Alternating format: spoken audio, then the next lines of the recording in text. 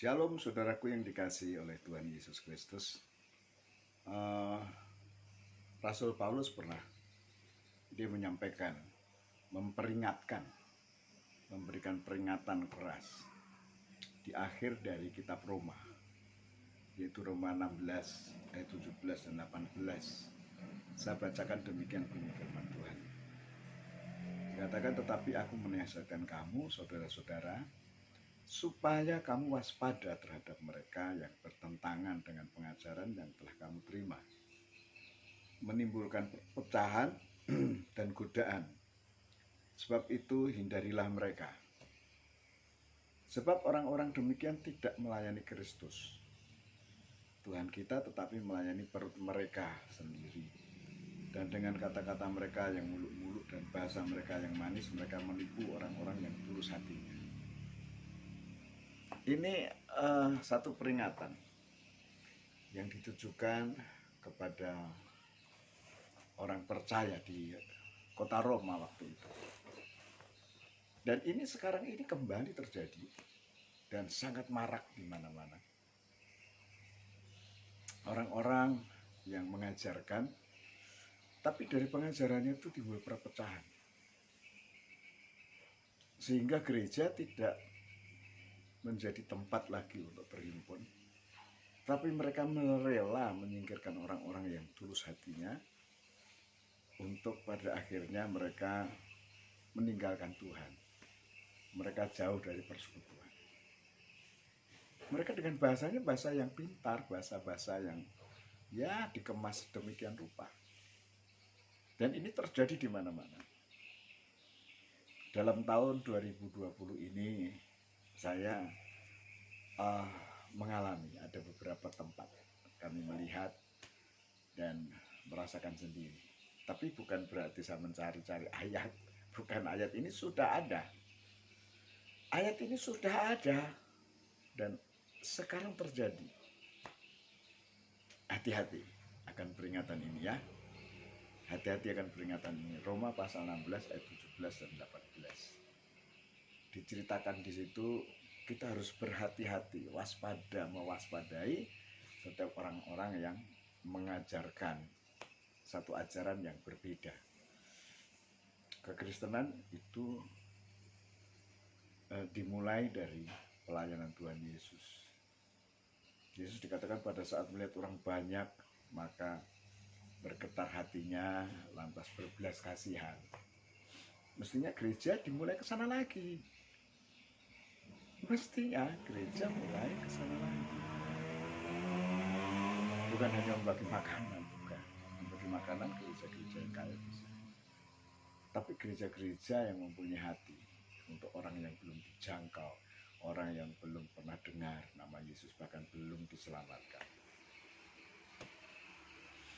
Itu intinya. Sehingga dengan demikian gereja dan setiap gereja universal, saya ini gereja ya, saudara yang melihat video ini adalah gereja, harus waspada itu, hati-hati. Banyak hamba-hamba Tuhan yang dikatakan Rasul Paulus mereka tidak melayani Kristus, tapi melayani perut mereka, melayani perut mereka sendiri. Sehingga udah terserah orang di luar sana, aku nggak ngerti, yang penting aku kenyang. Sehingga ada istilah melayani untuk hidup.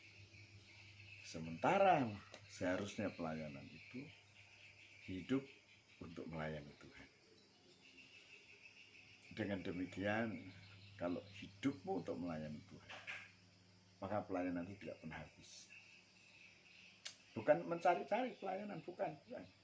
Pelayanan juga bukan khotbah. Pelayanan itu membawa jiwa bagi Tuhan. Pelayanan itu membawa jiwa dan membawa dampak kepada orang lain. Dengan demikian, saudara tidak akan punya waktu lagi untuk saling menjelekkan. Saudara tidak ada kesempatan lagi untuk mencela orang lain.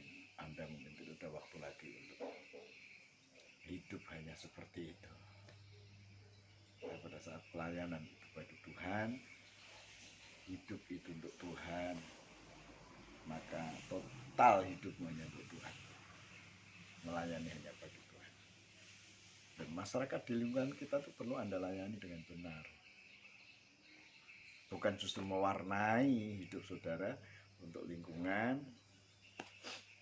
dan Anda tidak jadi kesaksian di situ. Bukan saudara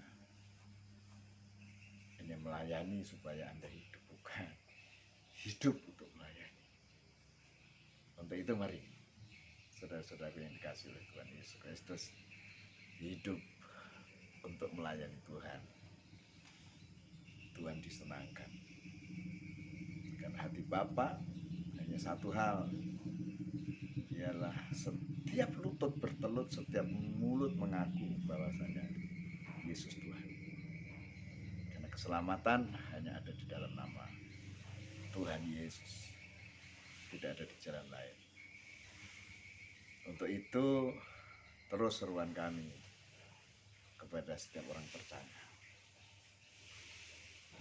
pada saat orang belum kenal Tuhan, diajak mencari Tuhan, mengalami perjumpaan dengan Tuhan.